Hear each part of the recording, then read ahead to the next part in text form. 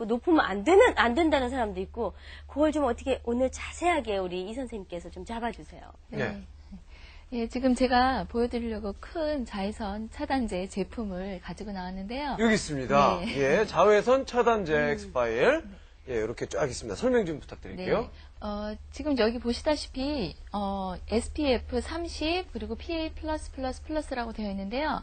SPF 30이라는 거는 UVB 자외선 중에서 UVB를 차단해주는 정도를 나타내는 지수고요.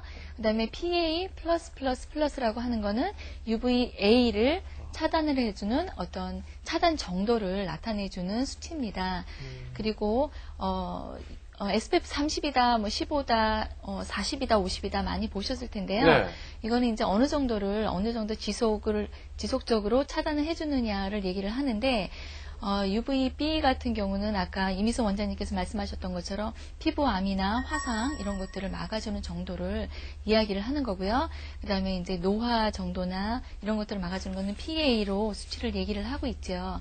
근데 15다, 30이다, 40이다 SPF 많이 말씀하시는 걸 들어보셨을 텐데 이거는 지수가 무조건 높다고 해서 다 좋은 거는 아니라고 봐요. 그래요? 예, 왜 그러냐면 저희가 이제 빨래를 할 때도 내가 더 많이 깨끗하게 빨래를 하겠다 싶어서 세탁기에다가 스푼을 2숟갈, 3숟갈 넣는다고 빨래를 돌리면 세제를요? 예, 많이 깨끗해진다고 보시는 게 아니라 하고 난 다음에 넣고 보면 세제가 용해되지 않고 그대로 나와 있는 경우가 굉장히 많죠. 그래서 피부에는 오히려 아토피나 이런 것들을 유발을 할 수가 있어요. 그래서 어느 정도의 적정 수준만 하는 게 좋은 게 SPF 30이라고 하면은 20이라고 하면 95% 정도의 차단을 해준다는 거죠. 그리고 SPF 30이라고 하면 97%예요.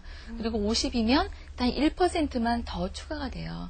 그러니까 SPF 15랑 30이 2배의 효과가 있다고 볼 수는 없다라는 거죠. 그러니까 오히려 화학적인 어떤 차단제를 더 많이 넣어서 피부에 자극을 줄 수가 있다고 그렇게 보시면 됩니다. 와, SPF 수치가 높다고 해서 좋은 게 아니란 얘기인데 그렇다면 어느 정도면 충분하고 좀 적당합니까? 네, 야외에 나가셨을 때 보통은 한 20? SPF 20 정도면 충분하세요. 그리고 이제 햇빛에 많이 노출이 되어 있다든지 아니면 화상을 당한 경험이 있어서 굉장히 피부가 민감하다든지 하면 SPF 30 정도를 근데 이제 어떤 자외선 차단제를 쓰느냐 성분이 들어가 있느냐가 또 약간 달라지겠죠. 그리고 뭐 2시간밖에 그 효능이 가지 않는다 뭐 이런 얘기도 있잖아요. 맞아요. 네. 왜냐하면 자외선 차단제라고 하는 것이 물이나 땀이나 바람 이런 것에 쉽게 지워지기가 쉬워요.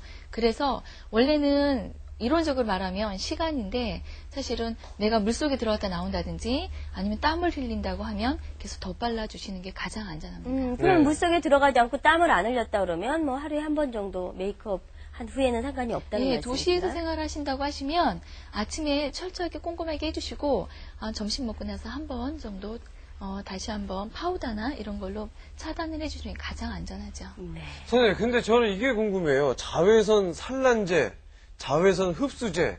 아니 얘네들이 무슨 부화를 하는 것도 아니고 산란제. 이거 뭡니까 이게? 네, 산란제라고 하는 거는 이제 뭐 물리적인 차단제라는 말도 쓰고 영어로는 미네랄 필터라는 말도 사용을 해요. 근데 이제 성분이 약간 틀린 건데요. 자외선 산란제라고 하면 이제 이산화티탄이라든지 산화아연, 철 산화물이라든지 마그네슘 산화물 이런 것들이 들어가 있는 것들을 말을 하는데요. 말 그대로 미네랄 필터라고 하는 것은 자연적인 성분으로 차단을 해줘요. 그래서 자외선이 들어오면 반사가 하도록 만드는 거죠. 그래서 피부에는 흡수가 되지 않고 자외선만 완벽하게 차단을 해주는 건데요. 이런 거는 피부에 자극을 주지가 않고 알러지 반응을 일으키질 않아요. 그래서 피부가 민감하다든지 아기들한테 굉장히 좋은 성분인데요. 이게 이제 사용감이 조금 떨어져서 하얗게 좀 많이 남는 흡수가 좀 잘 안 돼요. 그렇군요. 네, 그래서 아기들 거 발라보신 분들은 약간 좀 두껍다라는 느낌을 좀 받으셨을 거예요. 근데 이제 땀을 흘린다든지 하면은 땀이 흡수가 잘 안 되고 하기 때문에 야외에 나가실 때는 워터프루프 같은 거를 사용을 하시는 게 좋은데 요즘에는 기술이 많이 발달을 해서 자외선 산란제도 굉장히 가볍게 잘 나오고 있는 추세입니다. 네. 그리고 이제 자외선 흡수제라고 하는 건 저기 화학적인 차단제라고 얘기를 또 많이 하는데요. 말 그대로 자외선이 들어왔을 때 아까 거는 반사를 해주는데 이거는 흡수를 시켜요. 그래서 굉장히 가벼워요. 질감이 가볍고 그 위에 화장을 하기에 굉장히 좋게 잘 나와 있는데 그 대신 흡수가 되면서 이게 피부 속에 좀 흡수가 돼서 알러지를 일으키기 굉장히 쉬워요.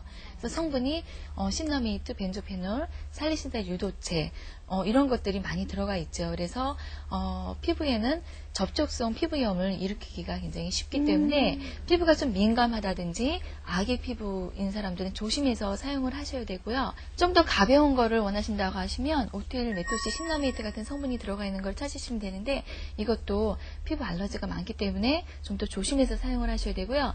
지금 뭐 여러 브랜드나 뭐 과학자들이 좀 더 가볍고 사용감이 좋은 그런 질감으로 완벽하게 차단을 할 수 있는 그런 것들을 많이 만들고 있습니다. 네.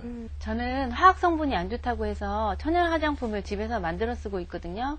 그럼 보통 일반 화장품하고 천연 화장품하고 어떻게 다른가요?